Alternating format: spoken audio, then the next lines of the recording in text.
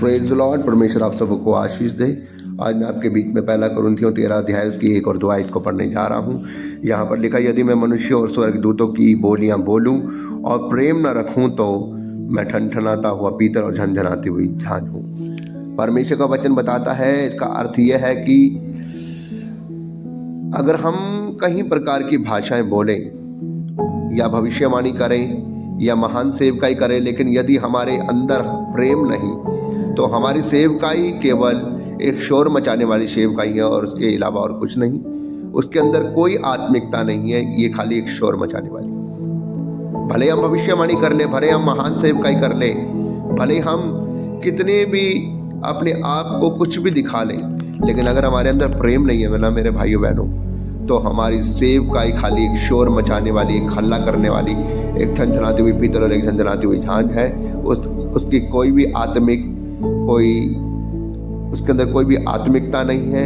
वो खाली एक शोर मचाने वाला, एक हाय हाय करने वाली, एक शोर मचाने वाली सेवकाई है।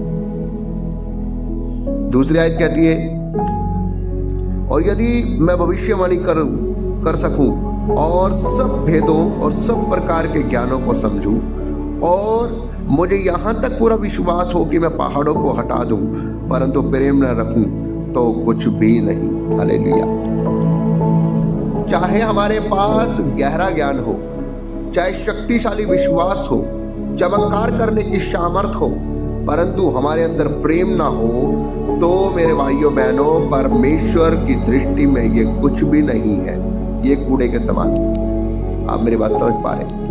चाहे हमारे पास गहरा ज्ञान हो जाए, चाहे शक्तिशाली विश्वास हो हमारे अंदर, चाहे चमत्कार करने की सामर्थ हो, परंतु यदि हमारे अंदर प्रेम नहीं है तो ये सब कुछ व्यर्थ है। परमेश्वर की दृष्टि में इसका कुछ भी मूल्य नहीं, क्योंकि मेरे भाइयों बहनों, परमेश्वर का कहना है कि इन सब वरदानों की सामर्थ जो है वो अगर तुम्हारे अंदर प्रेम नहीं तो वो कुछ भी मूल्य नहीं है उनका, वो सब कुछ कूड़े के समान है।